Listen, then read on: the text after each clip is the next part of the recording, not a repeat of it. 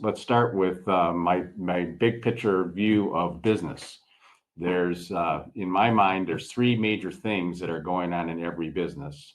And if you do these three things well, probably have a pretty successful business. Of course, you have to have a good product or service to offer to the public. But the first pillar of a strong business is a strong sales and marketing department. So what are you doing in sales and marketing? You're trying to attract new customers to buy from you, to buy either a product typically or sometimes a service. And you want to be marketing. So marketing is getting your name out there, getting attracting people to your brand and making them consider you as a potential partner in terms of their purchases that they want to make. And if you think about like a company selling TV sets, if you create a brand for yourself where people think you got great products and you are able to attract them to come and spend $3,000, $5,000 on a TV set, you did a great job. And so a lot of companies, when we evaluate them, they don't have strong sales and marketing. They may be successful profit wise, but in terms of looking at sales and marketing, I was with a client yesterday, for example. They don't spend any money on sales and marketing. All of their business comes in through referral, which is great. But you wonder how much bigger the company could be and more successful if they spent a little bit of money on sales and marketing. So we think it's an important part of every company. And when we get a client, we typically are evaluating how much money they're spending on sales and marketing and whether it's working or not. But the second strong pillar of a business is operations. So now you've got the client and they've purchased a product or service from you, and you have to deliver a product or service with a high quality and on time delivery and a great customer experience, so that the customer always wants to have a positive view of you and your company and how they can work with you in the future and maybe buy more products. It's not just selling them one product, but maybe getting them to buy more products or expanding the level of services that you're providing to your clients if you're in the service business. And so it's super important to have strong operations as well as strong sales and marketing. But the last piece, the third pillar of a strong business, is a strong finance and accounting department. And you'd be surprised how many entrepreneurs do not view that as all that important, and they want to spend as little money as possible in accounting. So I'm an accountant, I'm a CPA. I began my journey to be a fractional CFO 30 years ago in Michigan when I was a CPA working with clients and basically visiting them once a year when it was time to do their taxes. And I found that I really couldn't add much value to their business by just seeing them once a year because it was way too long in between visits. So I had a couple of clients that said, Jim, I'd like to meet with you every month and go through our monthly financials with you and talk about how we could do better financially.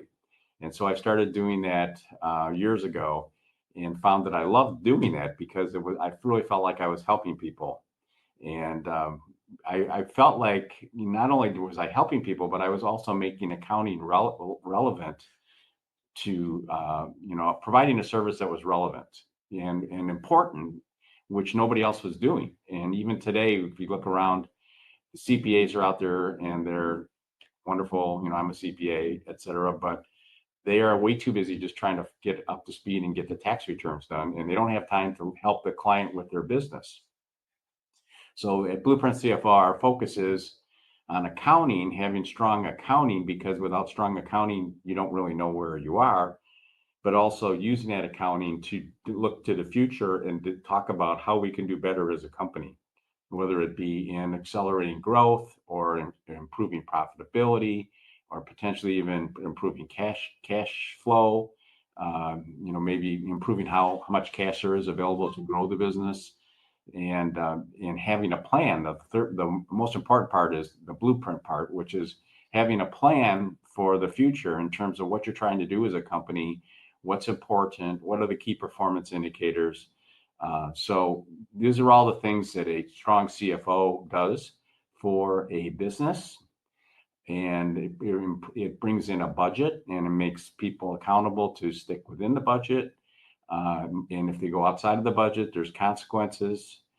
And many smaller companies don't have the luxury of having a CFO because it's very expensive. It might cost $300 to $350,000 to get a good CFO. Whereas if you hire a fractional CFO, you can get a very strong, experienced financial consultant to work with your business that is a fraction of the cost of $30,000 a month you pay for a full-time CFO.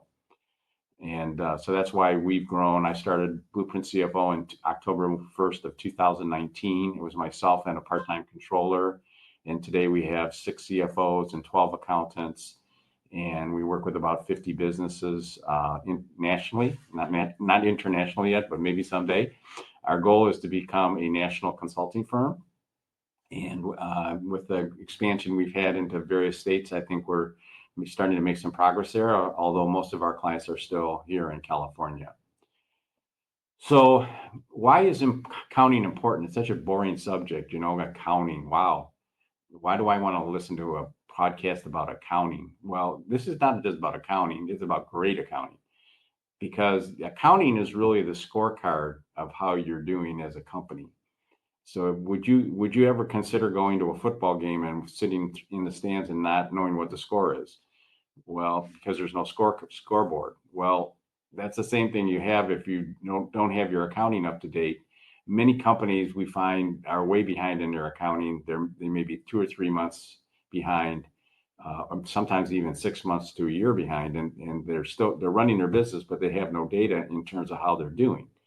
And so it's really, I want to just use the word crazy to try to run a business without any data. What many business owners do that um, and I think it boils down to the fact that they don't want to spend the money. They don't see the importance of good accounting, so they're not proactive in when somebody leaves, replacing them immediately, or when they have somebody bad in your accounting department, taking action and trying to improve the accounting department.